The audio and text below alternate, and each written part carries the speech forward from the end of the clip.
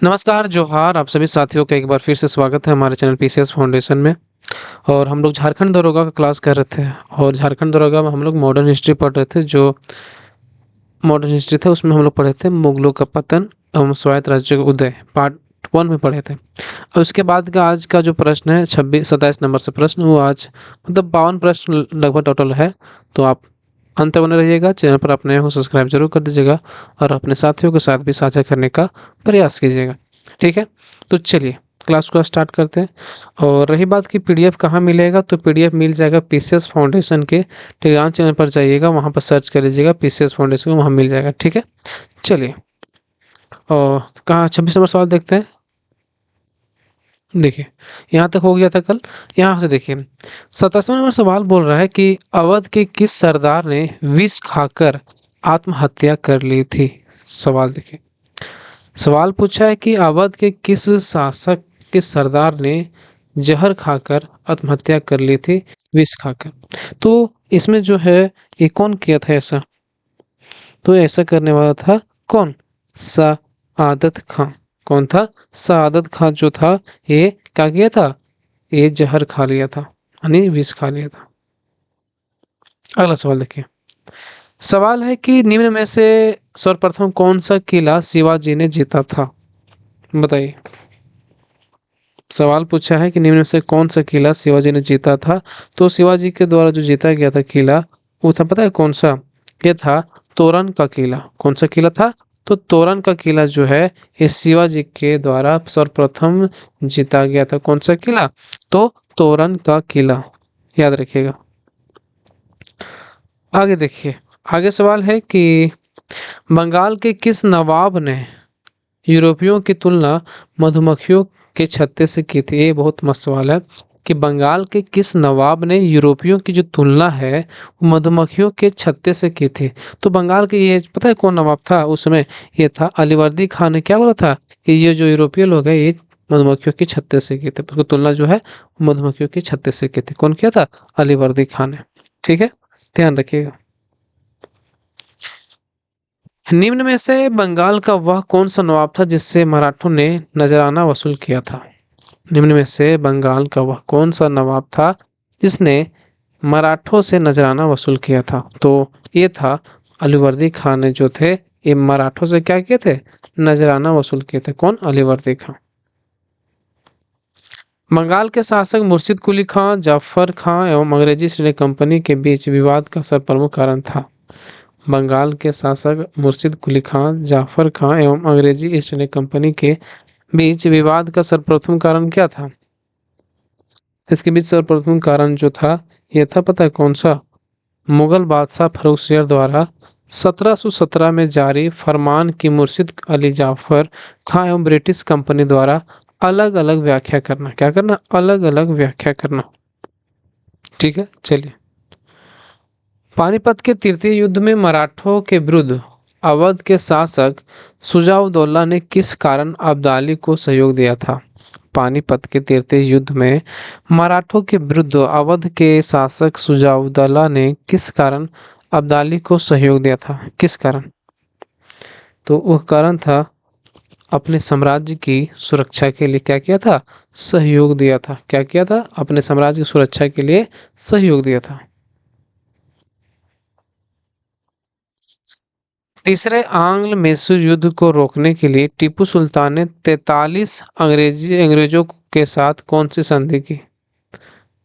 तीसरे आंग्ल मैसूर युद्ध को रोकने के लिए टीपू सुल्तान ने 43 अंग्रेजों के साथ कौन सी संधि की थी।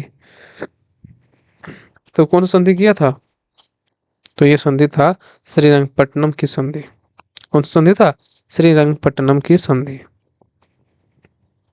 अगला सवाल देखिए, सवाल है कि वर्ष 1757 में सिराजुद्दौला किसके द्वारा पराजित किया गया था। बताइए, वर्ष 1757 में सिराजुद्दौला किसके द्वारा पराजित किया गया था। किसके द्वारा पराजित किया गया था सिराजुद्दौला, तो ये पराजित किया गया था क्लाइव के द्वारा। किसके द्वारा पराजित किया गया सिराजुद्दौला, तो क्लाइव। वाडियार के शासक थे, वाडियार। तो वाडियार के शासक कौन थे, तो वाडियार के जो शासक थे यहाँ पे थे कौन, बताइए। तो ये थे मैसूर रियासत। कौन था, तो मैसूर रियासत वाडियार के शासक थे।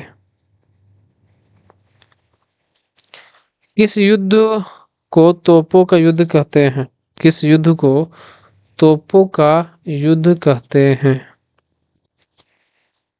बताइए किस युद्ध को तोपों का युद्ध कहते हैं। तो ये है गुजरात के युद्ध का। किस युद्ध को, तो गुजरात के युद्ध को तोपों का युद्ध कहते हैं। निम्नलिखित में से किस मुगल सम्राट का वास्तविक नाम अली गौहर था।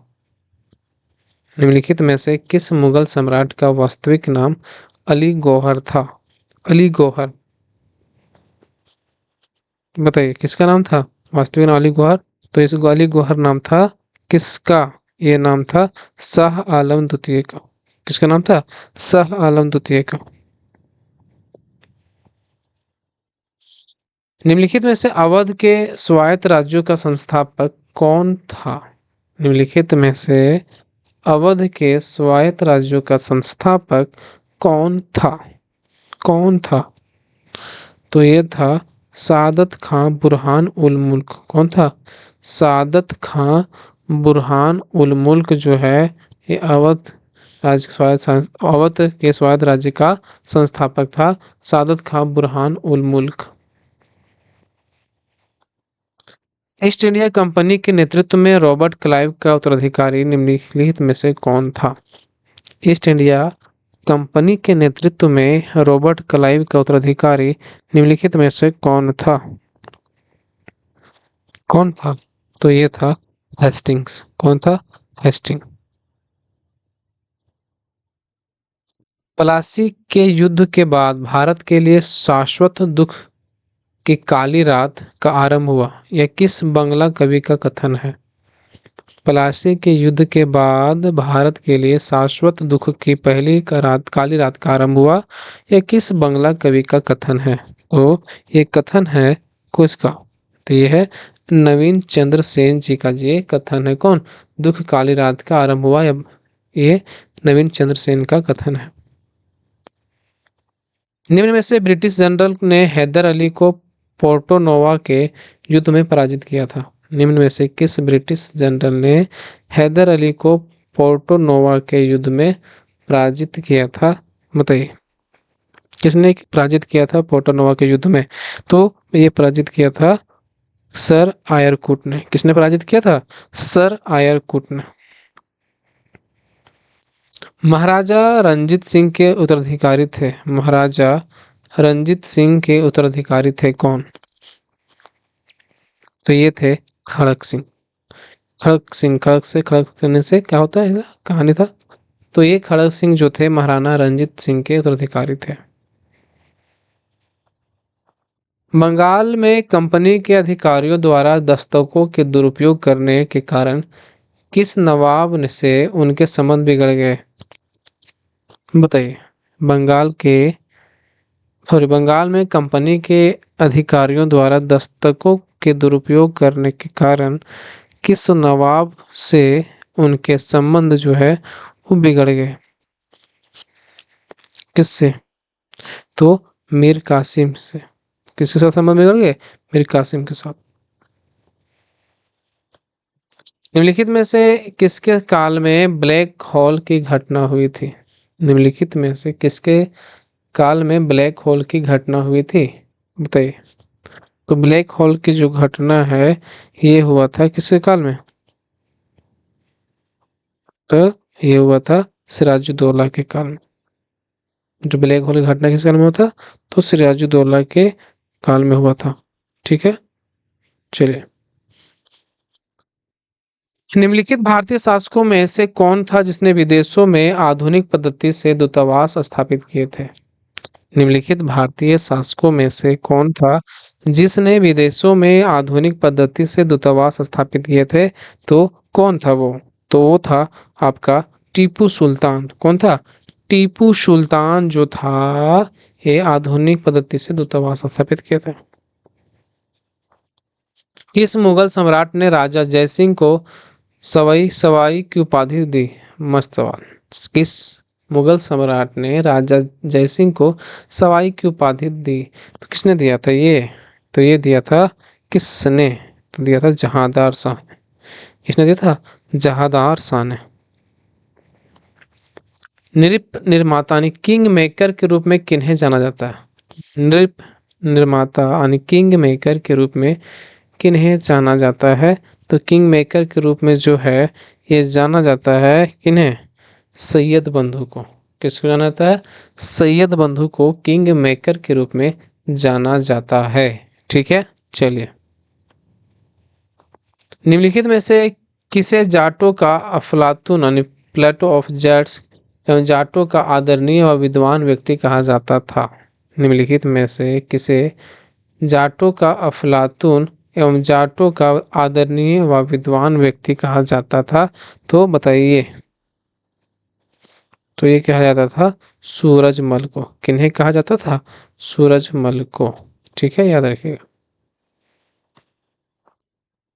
अवध, हैदराबाद, भरतपुर, रुहेलखंड, फर्रुखाबाद किस मुगल शासक के समय में स्वतंत्र हुए? अवध, हैदराबाद, भरतपुर, रुहेलखंड एवं फर्रुखाबाद किस मुगल शासक के समय में स्वतंत्र हुए? बताइए। तो ये हुए थे मोहम्मद शाह रंगीला के किसके शासनकाल में?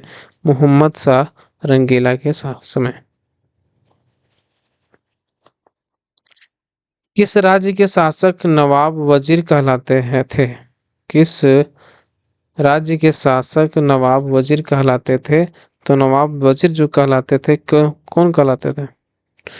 किसको? तो ये कहलाते थे आपका कौन? अवध के नवाब। कौन थे? अवध के नवाब।